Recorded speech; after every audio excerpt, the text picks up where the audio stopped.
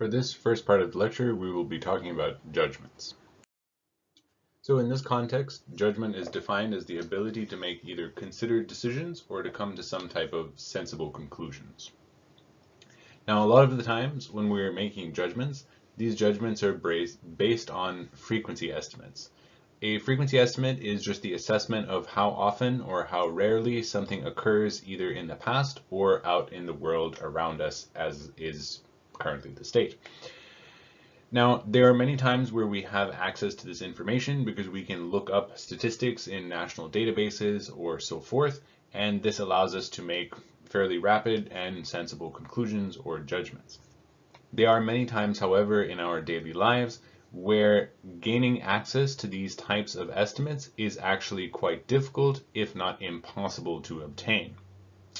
This does not, however, stop or prevent us from making judgments in these situations. A lot of the time what we will do here is we will examine our memories or past experiences, which ultimately reside in memory, for relevant examples or situations that we can apply to this situation, and we will use those recollections to fill in for objective frequency estimates. In essence, what we are doing is we were using our existing knowledge to make a generalization of what we expect the true frequency estimate to be. Now, it is worth mentioning that in many contexts, this actually will lead to sound judgments, but there are specific cases in which this can also lead us astray in decision making and judgments. This phenomenon is oftentimes referred to as attribute substitution and is officially defined as a commonly used strategy in which a person needs one type of information but relies on more accessible forms of information instead. And so ultimately this is another way of saying that instead of being able to have access to actual or objective estimates that exist out in the world, we use easily recalled instances to fill in for that more objective information. Now, as I had mentioned previously, this does lead to optimal and correct judgments in a large number of cases, but it will not always be correct, however. One of the advantages, though, of using these types of shortcuts is it drastically improves the efficiency of our decision making. Because we are able to use these shortcuts, it allows us to reduce the time it takes for us to make judgments, and there are many contexts in the world at large where actually being able to make a rapid judgment is more important than making the best judgment, so long as that judgment is good enough. When it comes to attribute substitution, we will discuss two specific types of heuristics that are often used by human beings in their judgments: the availability heuristic and the representative heuristic. The availability heuristic refers to a decision-making shortcut or strategy that uses how easily items are generated from memory as a proxy for real-world frequency information. The sort of specific way in which this works is that the more readily we are able to recall items from memory, or the larger number of items we're able to recall from memory, the larger we are likely to perceive the actual frequencies to be out in the world. So, for example, if I have maybe 10 or 12 easily recallable memories of people wearing blue shirts who have been mean to me, and I can very easily remember those 12 instances as opposed to people in any other colored shirt, it is probably likely for me to conclude that in the real world, people who tend to wear blue shirts are likely to be meaner than people who wear other colors. Now, please note, especially in this made-up example, that the color of a person's shirt has very little to do with their actual behaviors, and so this is just one of the ways in which this can lead to biased decision-making. Now, this type of heuristic relies very heavily on our memory system, because recall that it is determined by the ease with which we can provide examples from our memory. And so it is thus heavily dependent on the way in which memory is organized, and that organization can actually lead to a very common bias that is seen when judgments are made using this heuristic. One of the most common biases that we see is the overestimation of rare events.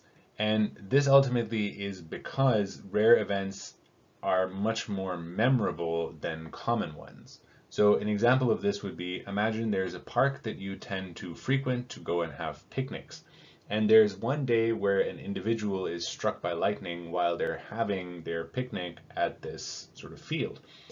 Now, that moment is probably highly memorable because it happens so rarely. It is also oftentimes emotionally charged in those types of rare circumstances. And that will stand out in our memory as compared or opposed to all of the times people have been there, you included, having a perfectly nice picnic and no one got struck by lightning. Now that happens a lot, but oftentimes that's not something one pays very much attention to because it is very normal or common. And so when one is recalling events at this field or park, the one in which someone got hit by lightning is likely to jump to the forefront of memory.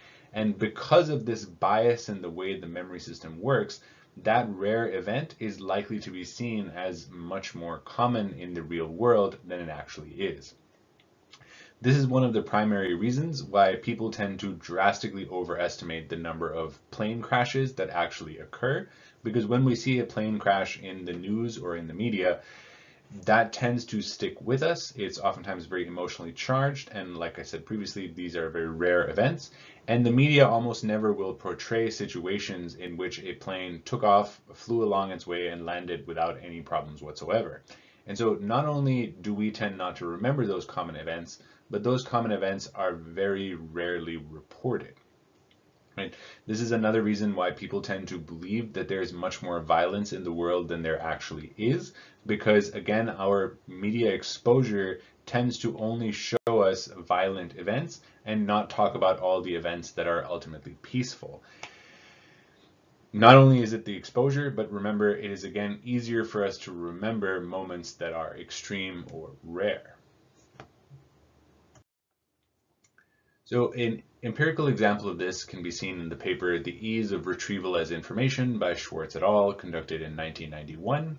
And so in this part of the study, 40 undergraduate female students were used, and they were put into one of 4 conditions. And so these 4 conditions were made up of 2 independent variables. So half of them were either asked to recall instances where they had behaved assertively in the past month or so, and the other half were asked to come up with situations in which they behaved unassertively.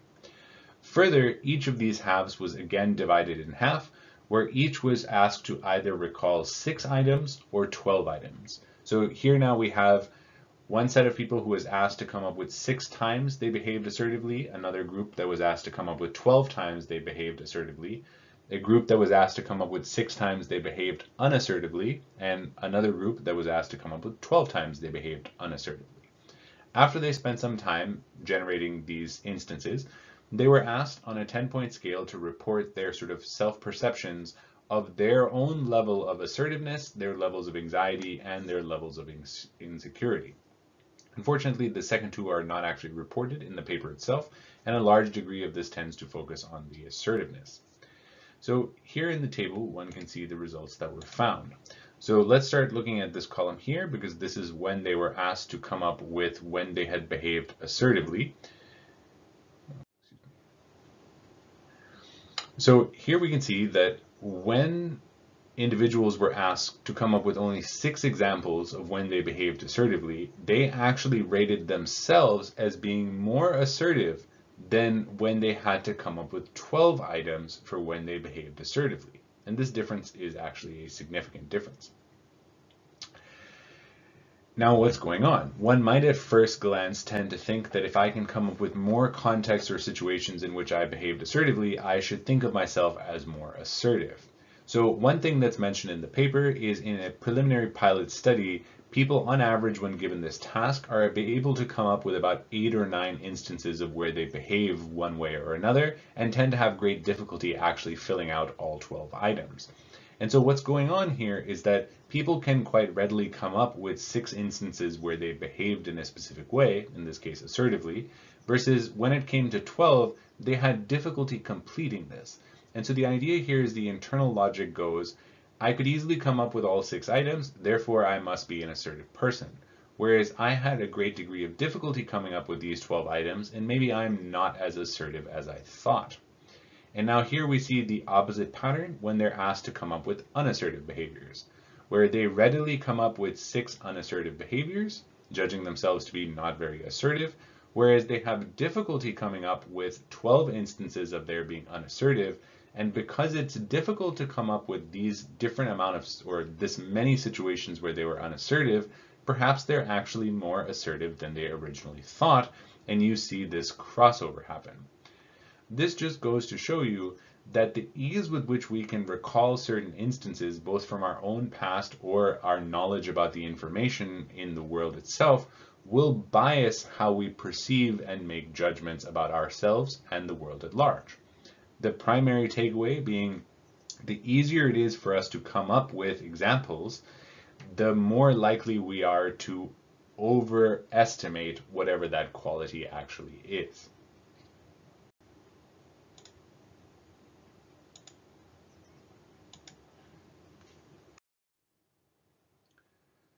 The second heuristic is the representative heuristic, and in this sort of judgmental strategy, one takes knowledge about one typical member of a group or a category, and then ultimately makes estimates or judgments about other members in this group or category based on the known traits of that member.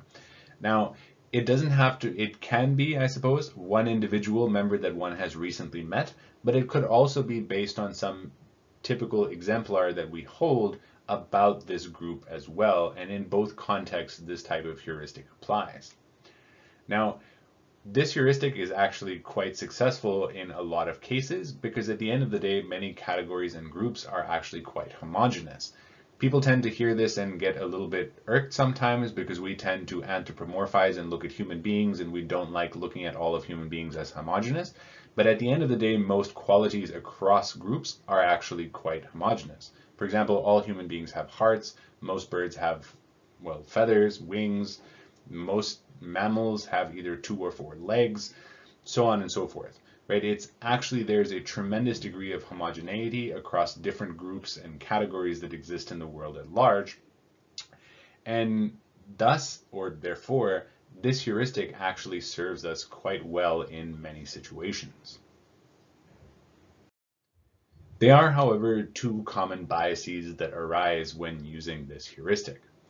The first is known as the gambler's fallacy, and this is the idea that certain events are due or now more likely to happen after an unexpected series of events or an improbable series of events. And so one of the most common examples used to explain this is, say that you were flipping a 2-sided fair coin and you've gotten 10 heads in a row. What is the probability then, after this 10th heads, of getting a tails on your 11th flip? And now, many people will actually overestimate the probability of getting a tails on that 11th flip, even though the probability remains a 50-50 chance of getting heads or tails, regardless of the coin flips that have come before it. Now, the reason this error tends to happen is all of us have the knowledge that a coin is fair and on average should have an equal number of heads and tails, and thus if there have been many heads in a row, it is now due to have tails. But remember, what we are saying is on average a coin will have equal numbers. This is over countless tosses and countless sequences that we will begin to see this. 10 tosses, or 11 in this case, does not even closely approximate the infinite number of tosses required for that true 50-50 probability to demonstrate itself. This fallacy is incredibly common in games of chance, especially where probabilities are known. So another place where you see this sort of dichotomy of 50-50 is at a roulette table, where people have noticed that there have been the last 3 instances of red, and they will tend to bet on black because that is what they believe is due after a sequence of reds has occurred, even though the prior rolls or gambles has no impact whatsoever on the next instance. Another type of bias that happens from this heuristic is overgeneralization. And this happens when we know some quality about one single member of a group, and we then apply that to all members of that group. And even though groups tend to be homogeneous on many traits, there are many contexts and situations in which they are not homogeneous. And this is especially true in certain social or cultural contexts when it comes to human beings. But sort of a somewhat of a joke example is, let's say one of the first bugs that you ever work up the courage to touch actually bites or stings you. The likelihood here now is that one will draw the conclusion that all bugs are likely to bite or sting, and thus they are to be avoided. Even though the category of bugs is actually incredibly diverse, and there are many bugs that do bite or sting, but there's also an incredibly large number of bugs that are completely and utterly harmless to human beings. A more relevant example of overgeneralization can be seen in the paper Insensitivity to Sample Bias, Generalizing from Atypical Cases. It was conducted by Hamill, Wilson, and Nisbet. So in the first study, they were 127 undergraduate students. They came to take part in the study, and all of them were presented with a fake, even though they did not know it was fake. They were just told it was an abbreviated New Yorker article. And it was an article discussing a person who was receiving welfare from the government. And this person was described very unfavorably. They were described as having multiple children, right? Children every 2 years, not really taking care of these children, not having any money sense, easily spending it all right when they got it, and then sort of borrowing and begging towards the end of the month when they had run out of money. They had been on welfare for 13 years. There was a history of drug use with this person and with their children. They were living in a very decrepit apartment, etc., etc.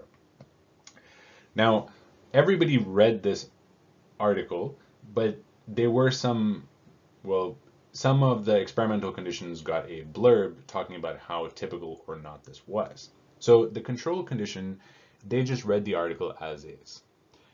In the typical experimental condition, they read this article, but along with the article was a small blurb that was talking about the statistics of welfare recipients. And in the typical experimental condition, they were told that this person, who ultimately was described very unfavorably, was representative of most people who were receiving welfare, that people were on welfare for a long time, they did not spend the money well, they tended to be involved in illicit drug use, etc.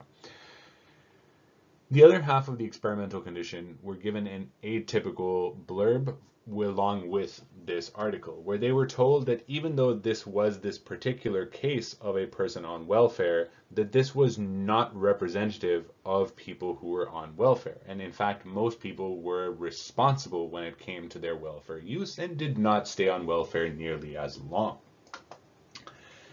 After this, reading this assignment, they were given a series of questions, and embedded in this series of about 20 to 25 questions, there were 7 questions embedded in there to sort of examine their opinions and feelings towards those people who were receiving welfare. Now, here we can see the results that were found. So the control over here, you see that on average, the total aggregate score of those 7 items is a 23.45. Here's the standard deviation along with it. This would be the sort of baseline opinion or feelings that people have towards welfare. Now, when this individual was described as typical for welfare cases, you see that their impressions towards those who are receiving welfare is lower than it was in the control condition, and that difference is again significant.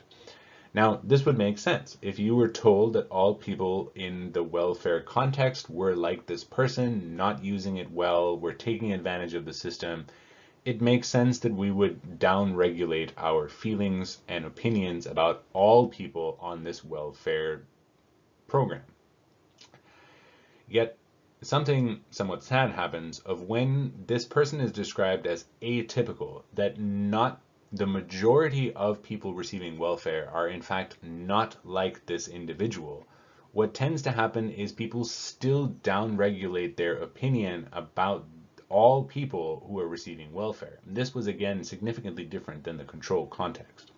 And so this just goes to show you that one, having access or information about an individual member of a category impacts how we perceive all other members of that category. And sadly, regardless of whether we are told that that person is typical or not of all members of that group, we tend to disregard that information and still apply it as if they were the typical case for that group. As mentioned in your textbook, study 2 replicates this study with even more participants, and it uses, instead of a welfare recipient, it uses a prison guard, and the prison guard is described either as very humane or inhumane, and one sees exactly the same phenomena happen. Regardless of that prison guard being described as typical or atypical of all prison guards, the example itself strongly biases people's interpretation of all other prison guards.